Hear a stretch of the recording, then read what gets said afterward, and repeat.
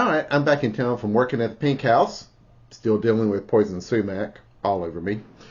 But the next few video clips are from me talking about strange happening stuff down there. And it's nothing major strange. This is every day for me.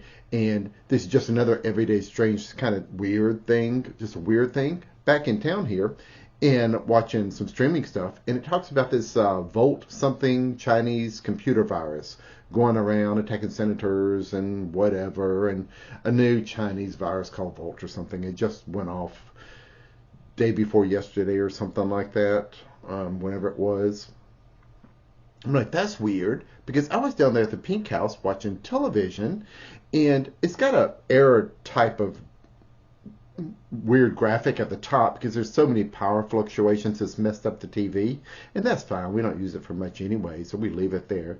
But while streaming, I was gonna flip it on and watch one of the reactors because we're watching Legend of Vox Machina on Amazon Prime.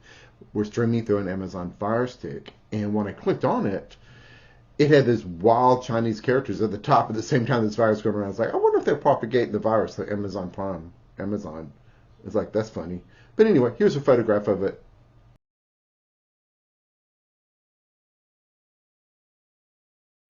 That's just weird. And the next few video clips are from just me down at the Pink House talking about other strange happening kind of stuff. All right, I am at the Pink House, but I thought I'd talk strange happening a little bit. What's been going on lately with that. But as you can see, I am done here cleaning out the old beehive area that was so grown up. My uncle had got a great start on it. Just amazing what he did on it. And yesterday, mowed. And today I came out here for an hour and a half, worked a bit. Now I'm about to start again, cleaning up more of this. I'm going to turn this into a nice sitting area, kind of out here in the field. Anyway, strange happening stuff. This past week, for about 4 days straight, it was a bit rough, if you want to call it that. It was like screaming in my head, like a lady screaming, and there's a young girl. There's a lot of dust in the air, like concrete kind of dust or ash. It's like concrete dust is alkaline, the alkaline dust.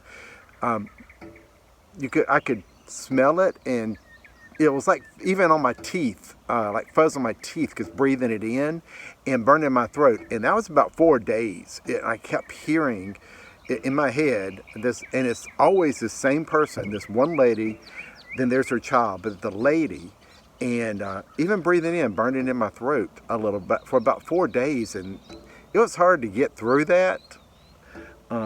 It wasn't me, nothing to do with me. It was something else, and it's still kind of there in the background, but I'm dealing with it. I don't know what that's all about or why. I'm not going to focus on it too much. But it got bad enough to where one of the days I didn't even want to drive. It's like, this is too distracting. I can't even drive. It's just overwhelming my brain. So I didn't even drive. I drove once that day and realized not a good idea. Too distracted. So it's better now. So it is much better now, especially getting down here and grounding a little bit, doing some work. That really has helped a lot. Get through that. Don't know what it was all about. Don't know why.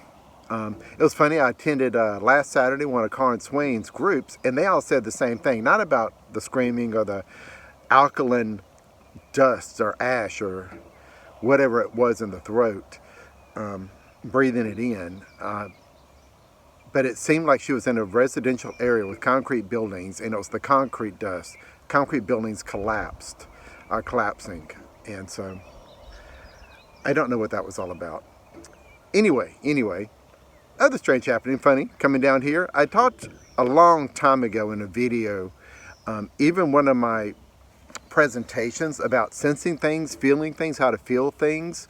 One of them a long time ago, when I was still thinking I was alone, how to find things, find your parents in a crowd, feel what's ahead of you.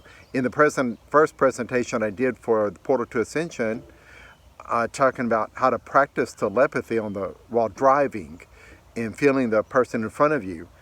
One of the other videos I have out there, using it to identify a police officer, a cop up ahead on the road if you're speeding, so you can slow down before you get there. Well, it worked twice so far already on this trip. Once I was coming out of a town and started speeding up, and yeah, I'm over the speed limit, about to get over the speed limit, and then just letting your mind go out way up ahead, and you're feeling everything in front of you way up there, and then it hit. It was like it caught something. It was like hitting something. It's like it's not smooth anymore. It hit something.